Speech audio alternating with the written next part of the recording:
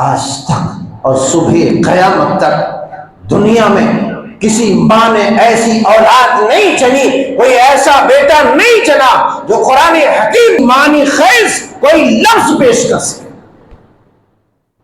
کوئی ایسا لفظ پیش کر سکے، کسی ماں نے وہ بیٹا نہیں جنا، اور نہ قیامت کی صورت تک کوئی ماں ایسا بیٹا.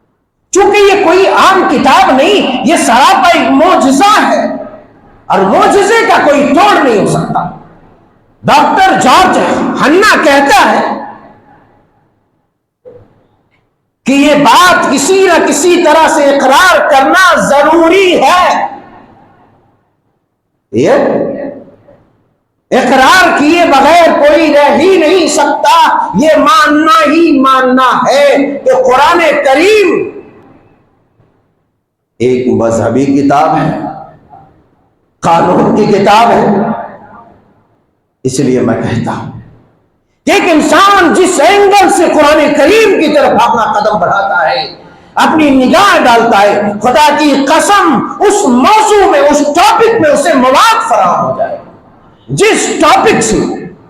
اس کا مطالعہ کرے گا، جس اینگل سے دیکھے گا. کہا کہ اس بات کو اقرار کیے بغیر کوئی رہ نہیں سکتا، اور میں یہ مانتا ہوں کہ قرآن کریم ایک مذہبی کتاب ہے، ایک دینی کتاب ہے، ایک قانون کی کتاب ہے، اصول کی کتاب ہے. مگر اس سے بھی بڑھ کر یہ عربی کی ایک فصیح و بلیغ کتاب ہے،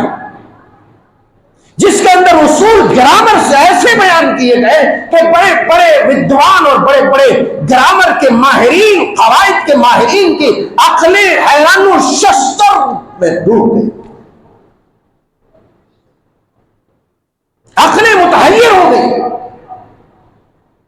اور ماننا پڑا، یہ اعلان کرنا پڑا کہ قرآن کریم کا جو خوش اسلوبی ہے، قرآن کریم میں جو بیان کرنے کا جو انداز ہے، دنیا کے کسی بھی لغت کے کتاب میں، دنیا کے کسی بھی قانون کے کتاب میں، یا دنیا کے کسی بھی کتاب میں ایسی لائنیں موجود نہیں ہے، ایسے سطور موجود نہیں. کہا کہ جہاں ایک مذہبی کتاب ہے، ایک قانون کی کتاب ہے، وہاں پر یہ عربی کی فصیح و بلیغ کتاب ہے، جس میں عربی کے گرامرز، نوادر گرامرز موجود ہیں، اور ہر زمانے میں ایک عرصہ دراز تک، ایک لمبی عرصے سے، لمبی مدت سے قرآن کریم سے صرف مسلمانوں نے، اہل لغت نے، صاحب زبان نے، چاہے وہ مسلمان ہو یا باقاعدہ انہوں نے یہ مینشن کیا، چاہے وہ کرسچن ہو، عیسائی ہو یا مسلمان ہو، ہر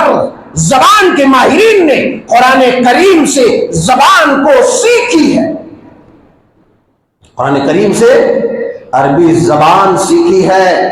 اور کہیں عربی زبان میں کچھ نقطے پھنس جاتے تو قرآن کریم سے کلام الہی سے ہر زمانے میں لیا ہے.